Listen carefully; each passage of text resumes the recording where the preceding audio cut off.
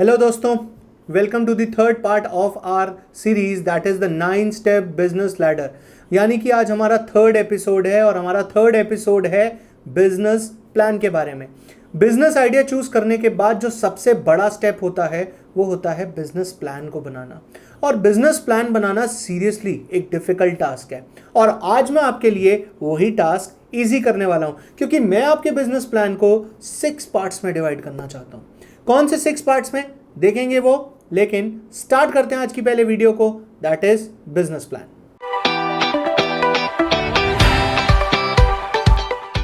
Nine step business ladder के episode number 3 में आपका स्वागत है दोस्तों। आज की इस वीडियो में हम बिजनेस प्लान बनाने वाले हैं, लेकिन बिजनेस प्लान बनाने से ज्यादा जरूरी क्या था, बिजनेस आइडिया चूज करना, जो कि हमने सेकेंड एपिसोड में समझ लिया। अगर आपने अभी तक वो नहीं देखा तो पहले जाके सेकेंड एपिसोड देख लो, फिर थर्ड एपिसोड देखना। बिजनेस प्लान बनाने के लिए आज फिर आपको एक पेंसिल और एक पेपर की जरूरत पड़ेगी, तो अगर नहीं है तो ले लेना। और उसके बाद क्या करना है हमने बिजनेस प्लान बनाने के लिए? बिजनेस प्लान बनाने के लिए हमने अपने प्लान को 6 पार्ट्स में डिवाइड करना है। 6 पार्ट्स कौन से? पहला पार्ट रहेगा बिजनेस प्लान का ओवरव्यू, दूसरा पार्ट रहेगा हमारा मैसेज, तीसरा मार्केटिंग, चौथा प्रोडक्ट, पांचवा production and delivery and the last one is goals. ये 6 पार्ट हमारे बिजनेस प्लान में होने बहुत जरूरी है, क्योंकि जब तक ये 6 पार्ट्स बिजनेस प्लान में नहीं होंगे हम एक प्रॉपर प्लान के ऊपर नहीं चल पाएंगे। सभी ने कोटेशन सुनी होगी, plan your work and work your plan. इसका मतलब ये हुआ कि काम शुरू करने से पहले उसे प्लान कर लो और फिर अपने प्लान के ऊपर वर्क करो। लेकिन सोचो, इसमें से अगर मैं प्लान ही हटा दूं तो क्या रह जाएगा? कुछ भी नहीं। तो काम शुरू करने से पहले प्लान का होना बहुत जरूरी है और आज हम उसी प्लान को डिस्कस करने वाले हैं। तो सर स्टार्ट करते हैं सबसे पहले ओवरव्यू को। ओवरव्यू एक बिजनेस के लिए प्लान बनाना और उस बिजनेस का पूरा ओवरव्यू देना बहुत ही जरूरी हो जाता है। बिना प्लान के अगर हम आगे चलेंगे तो बड़ी दिक्कत हो सकती है। हो सकता है एक अच्छा एक्सपीरियंस भी मिल जाए, बट नॉर्मली बिजनेस में ऐसा देखा जाता है कि अगर प्लान नहीं है ना तो बिजनेस प्रॉपरली नहीं चल पाता है। जब हम फील्ड में उतरते हैं तो कभी कभी अपने प्लान में चेंजेस भी करने पड़ते हैं, यानी कि हम जो आज प्लान बनाने जा रहे हैं हम इस प्लान को फिक्स्ड नहीं रखेंगे। जब हम फील्ड में उतरेंगे तब हमें पता लगेगा कि हमारे प्लान में कुछ चेंजेस होने जरूरी हैं या नहीं है, बट फिर भी एक प्लान होना, एक पाथ होना बहुत जरूरी है।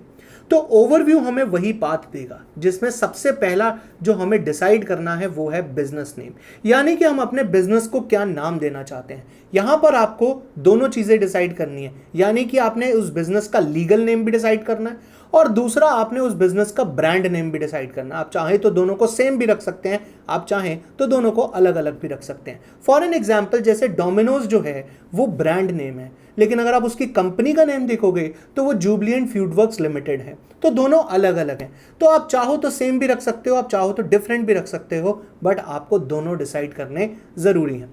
इसके बाद नेक्स्ट पॉइंट है लोकेशन। लोकेशन यानी कि आप अपना बिजनेस कहां से ऑपरेट करोगे।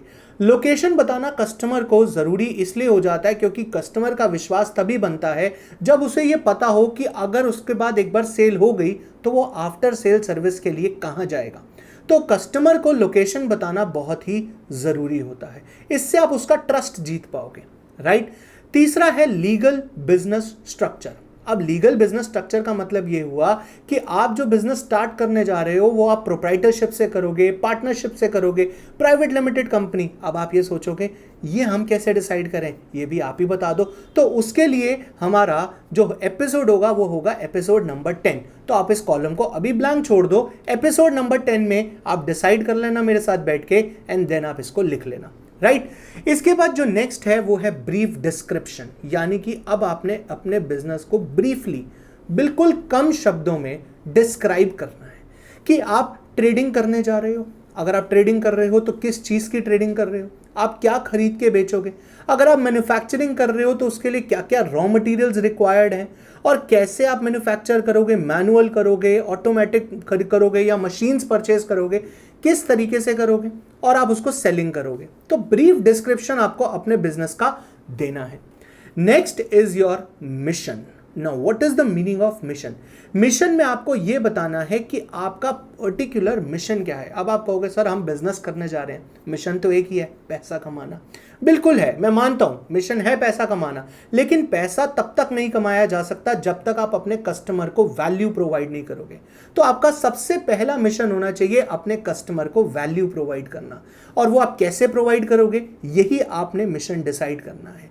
यानी कि आपका प्रोडक्ट आपके कस्टमर को कैसे वैल्यू प्रोवाइड करेगा, वो आपका मिशन होना चाहिए। तो आपको यहां पर वो मिशन लिखना है। Next is the chart of accountability. यानी कि अगर आप अकेले बिजनेस स्टार्ट कर रहे हो तो आप ही सब चीजों के लिए अकाउंटेबल हो। अकाउंटेबल मतलब जिम्मेवारी किसकी होगी। तो अगर आप अकेले बिजनेस स्टार्ट कर रहे हो तो हर चीज की जिम्मेवारी आपकी है। या फिर अगर आप कोई स्टाफ रखकर बिजनेस स्टार्ट कर रहे हो, या फिर अगर आपने कोई पार्टनरशिप में बिजनेस स्टार्ट किया, तो आपको पहले से ही डिसाइड करना यह जरूरी है कि परचेस करने की जिम्मेदारी किसकी होगी, सेल करने की जिम्मेदारी किसकी होगी, फाइनेंस संभालने की जिम्मेदारी किसकी होगी। यानी कि आपको एक अकाउंटेबिलिटी का चार्ट बनाना है अपने बिजनेस प्लान में। Let's move on to the next step of the business plan, that is message.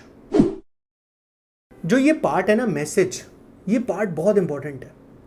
आपका एक मैसेज ऐसा होना चाहिए, यानी कि आपकी कंपनी का एक ऐसा मैसेज होना बहुत ज़रूरी है जो आपकी कंपनी के बारे में सब कुछ बता दे।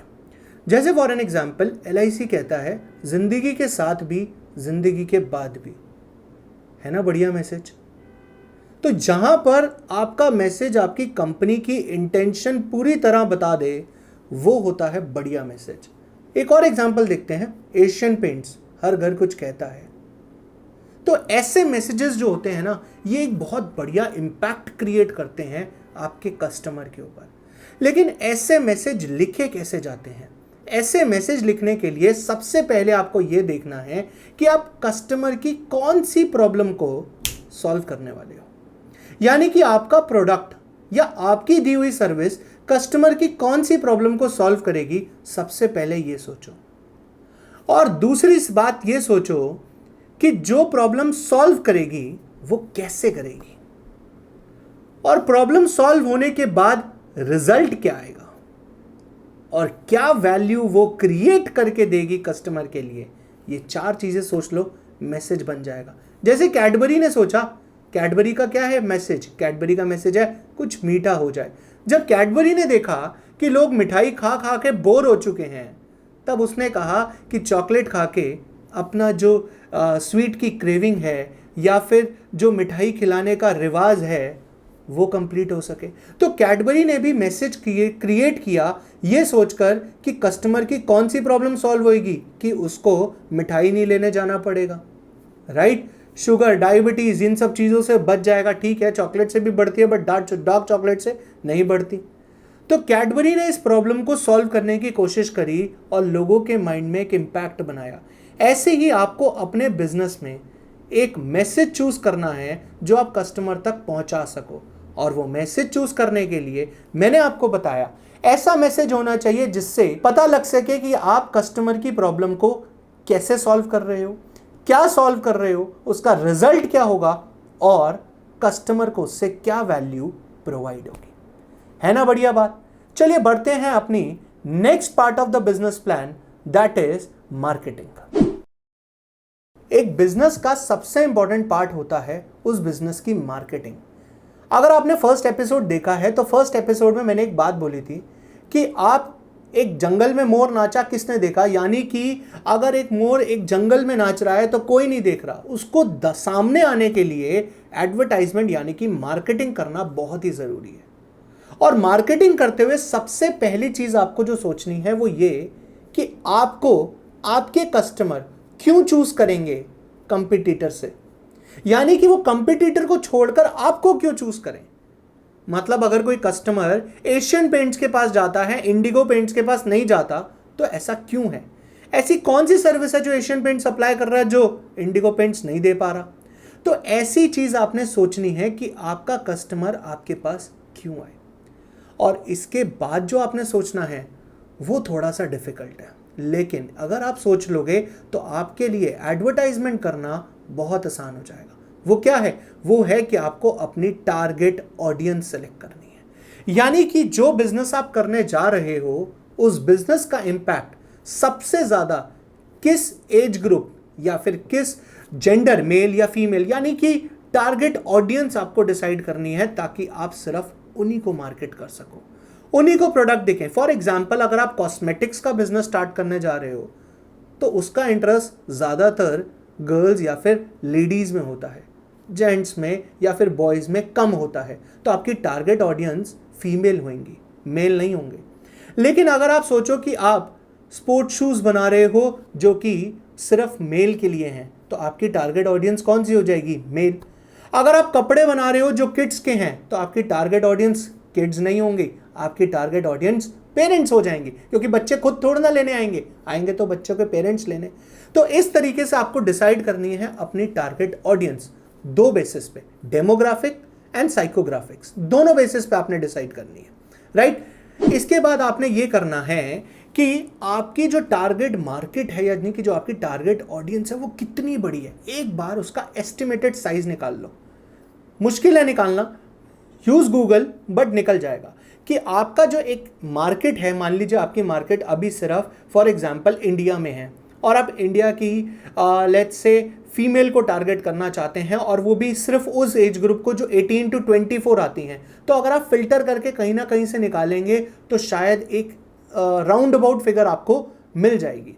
इसके बाद क्या करना है? इसके बाद आपने ये देखना है कि ये टारगेट ऑडियंस आपको मैक्सिमम कौन सी सोशल नेटवर्किंग साइट पे मिलेगी, फेसबुक पे, स्नैपचैट पे, इंस्टाग्राम पे, गूगल पे, कहां पर मिलेंगी ऐसी ऑडियंस, आपको ये देखना है, क्योंकि मार्केट तो वही करोगे ना जहां पर ये लोग मिलेंगे, राइट। इसके बाद क्या करना है? इसके बाद आपको ये बताना है कि आप कैसे, आपको मार्केट मिल गई, अब मार्केट मिलने के बाद आप कैसे लोगों को अपनी तरफ अट्रैक्ट करोगे, यानी कि आप कैसे लीड को कन्वर्ट करोगे, लीड लेकर आओगे। लीड लाने का मतलब है कि आप उनको कुछ डेमो दोगे, कुछ फ्री दोगे, तो वो आपके पास एक बार को आएंगे कि हाँ चल ट्राई करके तो देखें। जैसे कि घड़ी डिटर्जेंट पाउडर कहता है पहले इस्तेमाल करें फिर विश्वास करें, सिमिलरली आपको भी कुछ फ्री डेमो देना पड़ेगा ताकि लोग इस्तेमाल करें फिर विश्वास करें आप पे। और अगर एक बार विश्वास कर लिया तो वो आपके कस्टमर हमेशा रहेंगे। और उसके बाद जो लास्ट में आपको देखना है वो क्या, कि आपके पास अगर एक बार लीड आ गई तो आप उसको सेल में कैसे कन्वर्ट करोगे, ये देखना ज़रूरी है। कि मान लो अगर आपने कस्टमर को गुड्स दिए और वो गुड्स लेकर, फ्री गुड्स दिए, सैंपल दिया, वो लेकर घर चला गया, आपने उसका फ़ोन नंबर ले लिया। अब बाद में अगर आप उसे फ़ोन करके फीडबैक नहीं पूछोगे, आप उससे ऑर्डर नहीं लोगे, तो लीड दी हुई भी बेकार हो जाएगी। यानी कि आपको कन्वर्जन स्ट्रैटेजी भी बनानी है। तो ये था हमारा मार्केट का प्लान कि हम मार्केटिंग कैसे करेंगे। अब हम मूव करते हैं प्रोडक्ट प्लान के ऊपर, यानी कि अब हम प्रोडक्ट का प्लान बनाएंगे। अब प्रोडक्ट के केस में आपने डिसाइड कर रखा है कि कौन सा प्रोडक्ट आप बनाएंगे या बेचेंगे। अब हो सकता है वो एक प्रोडक्ट हो सकता है वो दो प्रोडक्ट हो सकता है वो मल्टी प्रोडक्ट्स हों। तो जितने भी प्रोडक्ट्स आपने सोचे हैं, आपको उन सब के लिए ये प्लान बनाना है और इसमें ज़्यादा कुछ नहीं लिखना, सिर्फ 3 बातें लिखनी है। पहली बात कि आप कौन सा प्रोडक्ट सोच रहे हो। दूसरी बात कि वो प्रोडक्ट क्या इम्पैक्ट क्रिएट करेगा, यानी कि उस प्रोडक्ट को यूज़ करके आपका कस्टमर कैसे सेटिस्फाई होगा, ये लिखना है आपने। और तीसरा आपने लिखना है कि वो प्रोडक्ट क्या रिजल्ट देगा। फॉर एन एग्जाम्पल, मैं एशियन पेंट का एग्जाम्पल देता हूँ, ऐसा नहीं है कि कुछ स्पॉन्सरशिप है, एग्जाम्पल देना थोड़ा सा ईजी है इसलिए दे रहा हूँ। तो एशियन पेंट अपने पेंट्स बेचते हैं, राइट। वो क्या इम्पैक्ट क्रिएट करता है कि उनके पेंट लगाने के बाद बहुत सुंदर दिखते हैं, बहुत अच्छा फील आता है उसको लगाने के बाद। और रिजल्ट क्या मिलता है कि भाई घर पे जो गेस्ट आता है वो कहता है वाह यार मज़ा आ गया। तो ऐसी 3 चीज़ें आपने अपने हर प्रोडक्ट के लिए लिखनी है कि क्या प्रोडक्ट बनाओगे या बेचोगे, क्या इम्पैक्ट वो प्रोडक्ट क्रिएट करेगा और उस इम्पैक्ट से क्या फाइनल रिजल्ट निकलेगा। आप भी जब कोई प्रोडक्ट लेने जाते हो ना, तो अनइंटेंशनली आप ये तीनों चीज़ें सोचते हो। सोचो, अगर आप एक स्पोर्ट्स शूज़ लेने जा रहे हो तो आप क्या सोचते हो, यार कंफर्टेबल होने चाहिए, और जिस स्पोर्ट्स के लिए मैं जा रहा हूँ उस स्पोर्ट्स के लिए वो बिल्कुल परफेक्ट होने चाहिए। दैट मीन्स वो आपके ऊपर एक इम्पैक्ट क्रिएट करें कि आप उस स्पोर्ट्स के लिए बिल्कुल फिट हो कि आप उसके लिए जा रहे हो। तो इसी तरीके से आपको अपना प्रोडक्ट बेचने से पहले भी वो क्या इंपैक्ट क्रिएट करेगा और क्या रिजल्ट लोगों को मिलेगा उससे, ये पता होना चाहिए। Let's move on to the next part, that is production and delivery. अब इस स्टेप में आपको ध्यान देना है प्रोडक्शन एंड डिलीवरी का। याद रहे, अगर आप ऐसा बिजनेस स्टार्ट कर रहे हो जिसमें ट्रेडिंग है, प्रोडक्शन नहीं है, यानी कि आप खरीद कर सिर्फ बेचोगे, तो उस केस में ये जो प्रोडक्शन सिस्टम है, जो प्रोडक्शन का प्लान बनाना है, वो आपने नहीं बनाना, आपने इसके बदले परचेज प्लान बनाना है। पर परचेज प्लान से मतलब क्या हुआ कि आप उसे कहाँ से खरीदोगे, कितने में खरीदोगे, खरीद कर स्टोर कहाँ पर करोगे, राइट, क्वालिटी प्रोडक्ट। इसके बाद प्रोडक्शन प्लान में थोड़ा सा लंबा प्लान हो जाता है, यानी कि आप रॉ मटेरियल कौन कौन से खरीदोगे, सभी रॉ मटेरियल कहाँ से खरीदोगे, किस प्राइस पे खरीदोगे और उसको स्टोर कहाँ करोगे, क्योंकि किसी क्वांटिटी में खरीदना पड़ेगा। आप प्रोडक्शन का प्रोसेस क्या रखोगे, कैसे बनाओगे उस प्रोडक्ट को, एंड देन फाइनली जब वो प्रोडक्ट बन जाएगा तो उसको कहाँ पर स्टोर करोगे। ये सब चीज़ें आपने production system and purchase system में सोचनी है। Next is delivery system. Delivery में आपको ये प्लान बनाना है कि आप अपने गुड्स को कैसे पहुंचाओगे कस्टमर तक। अब पहुंचाने का मतलब ये नहीं है कि यहां से उठाया और वहां दे आए, उसके बीच में एक सबसे इंपॉर्टेंट स्टेप है, दैट इज पैकिंग। पैकिंग एक क्रूशियल स्टेप इसलिए माना जाता है क्योंकि अगर आप कोई ऐसी आइटम बना रहे हो जो टूटने वाली है, यानी कि जो बड़ी डेलिकेट है, तो उस आइटम की पैकिंग कॉस्ट थोड़ी सी ज़्यादा होती है। लेकिन अगर आप कोई ऐसी आइटम बना रहे हो जिसमें टूटने फूटने का कोई डर नहीं है, तो उसकी पैकिंग कॉस्ट कम होती है। तो ये दोनों प्लान आपको बनाने हैं कि आपका प्रोडक्ट जो है वो कौन सी कैटेगरी में लाई करता है। एंड सेकेंडली, आप उसे डिलीवर करने के लिए अपने पास स्टाफ रखोगे या फिर आप किसी कोरियर कंपनी की या किसी एक्सप्रेस कंपनी की हेल्प लोगे कि वो वहाँ पे डिलीवर करके आएंगे। इसी के साथ साथ आपने एक चीज़ और डिसाइड करनी है कि आप पेमेंट कैसे एक्सेप्ट करोगे, यानी कि आप पेमेंट ऑनलाइन एक्सेप्ट करोगे या आप उनको कैश ऑन डिलीवरी का भी ऑप्शन दोगे। और अगर आप ऑनलाइन एक्सेप्ट करोगे तो आपको कहीं ना कहीं एक पेमेंट गेटवे भी चाहिए होगा, तो वो पेमेंट गेटवे भी आपको यहीं पे डिसाइड करना है। Let's move on to the last step of the video, यानी कि लास्ट स्टेप आपके बिजनेस प्लान का, वो है गोल्स। देखते हैं उसमें क्या लिखना है। मानता हूं ये हमारे बिजनेस प्लान का लास्ट स्टेप है, पर आपको पता है यही सबसे मुश्किल स्टेप है, यानी कि गोल्स को डिसाइड करना। ये बिल्कुल आर्बिट्री है। आर्बिट्री यानी कि आप डिसाइड कर ही नहीं सकते। जब तक आप मार्केट में नहीं आओगे, आप कैसे डिसाइड करोगे कि आप कितनी सेल्स कर पाओगे, क्या रेवेन्यू जनरेट कर पाओगे, क्या आपका प्रॉफिट होगा, ये सब डिसाइड नहीं कर सकते। बट फिर भी हमें एक आर्बिट्री नंबर, यानी कि एक ऐसा नंबर जो हम सोच रहे हैं कि काश या फिर ऐसा हो जाए तो अच्छी बात है, ऐसा एक नंबर लिखना ज़रूरी है। क्योंकि सोच के देखो, जब तक सामने डार्ट बोर्ड ना पड़ा हो, क्या तब तक निशाना लग पाएगा? नहीं ना। डार्ट बोर्ड पड़ा होगा तो निशाना भी लग जाएगा, ट्राई भी करेंगे, लेकिन उसके लिए डार्ट बोर्ड का होना ज़रूरी है। सिमिलरली एक गोल का होना ज़रूरी है, तभी तो अचीव करने के लिए मज़ा आएगा, मतलब अचीव करने के लिए आप कोशिश करोगे। तो गोल के अंदर सबसे पहले आपको 2 गोल्स बनाने हैं, 1 ईयर गोल और 5 ईयर गोल। 1 ईयर गोल यानी कि 1 साल का गोल, 5 ईयर गोल यानी कि 5 साल का गोल। दोनों में आपने सेम बातें लिखनी है। पहला, सबसे पहले आपने ये लिखना है कि आप कितना रेवेन्यू जनरेट करना चाहते हो, यानी कि आप कितनी सेल्स करना चाहते हो, एक अमाउंट लिखना है आपको, और उस अमाउंट का आप कितना प्रॉफिट अर्न करना चाहते हो। अब प्रॉफिट जो होता है वो वेरी करता है बिजनेस टू बिजनेस। जैसे सर्विस क्लास इंडस्ट्री में 50% का प्रॉफिट माना जाता है कि हो जाएगा। सिमिलरली प्रोडक्ट बिजनेस में कई बार 8% का होता है, कई बार 10% का होता है, और कई बिजनेस ऐसे होते हैं जिसमें क्वांटिटी का खेल होता है और प्रॉफिट सिर्फ 2% का होता है। तो आपने डिसाइड करना है कि आपके बिजनेस में एक एवरेज प्रॉफिट मार्जिन कितना है, उस हिसाब से आप सेल का, अपने रेवेन्यू का उतना % रेवेन्यू का प्रॉफिट लिख लेना। इसके बाद जो सबसे 2 इंपॉर्टेंट स्टेप है ना गोल्स के, वो क्या है? पहला है इम्पैक्ट। इम्पैक्ट का मतलब ये हुआ कि आप अगर इस गोल को अचीव कर लेते हो तो आपके पास क्या होगा आफ्टर 1 ईयर। नहीं समझ आया? मान लो मैंने इस साल 100 बच्चों को पढ़ा दिया, राइट। मैंने 100 बच्चों को बीकॉम फर्स्ट ईयर में पढ़ा दिया। अब इसका इम्पैक्ट क्या होगा? इसका इम्पैक्ट ये हुआ कि मेरे पास 100 बच्चे ऐसे हैं जो फर्स्ट ईयर से पास होकर सेकेंड ईयर में चले गए। तो ये इम्पैक्ट क्रिएट किया, यानी कि मैंने एक ये रिजल्ट दिया अपने उन 100 कस्टमर्स को सेटिस्फाई करके। वही इम्पैक्ट आपने लिखना है कि आप क्या इम्पैक्ट क्रिएट करोगे ये सेल्स करके, राइट। इसके बाद नेक्स्ट है डेवलपमेंट। डेवलपमेंट मतलब once you will achieve this goal, एक बार आपने ये गोल अचीव कर लिया तो आप अपने बिजनेस में क्या डेवलपमेंट करोगे, यानी कि ऐसा कौन सा चेंज लाओगे 1 साल बाद जब आप ये गोल अचीव कर लोगे।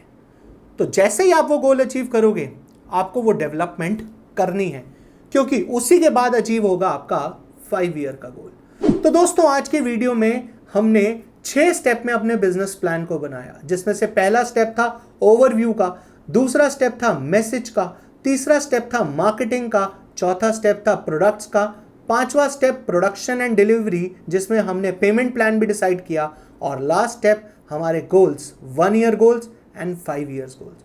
आशा करता हूं कि आज की वीडियो आपका बिजनेस प्लान बनाने में बहुत ही हेल्प करेगी और आप अपने सभी दोस्तों से इसे शेयर भी करोगे। और हाँ, अगर आप यहां तक देख रहे हो तो कमेंट जरूर करना कि आपको ये बिजनेस प्लान कैसा लगा। और अगर आप इस बिजनेस प्लान का एक टेम्पलेट चाहते हो तो नीचे एक लिंक दिया हुआ है, आप उस लिंक पे क्लिक करके हमें मैसेज कर सकते हो। हम आपको टेम्पलेट भेज देंगे, आप उसे प्रिंट आउट निकालकर उसमें खुद लिख सकते हो। बना बनाया बिजनेस प्लान है, कोई टेंशन वाली बात नहीं है। और हाँ, अगर आप इस चैनल पे नए हो तो सबसे पहले शेयर करो, लाइक करो, सब्सक्राइब करो और बेल आइकन पे क्लिक करना मत भूलना। मिलते हैं नेक्स्ट वीडियो में इस चैप्टर की, इस सीरीज की 4th एपिसोड में। Bye bye.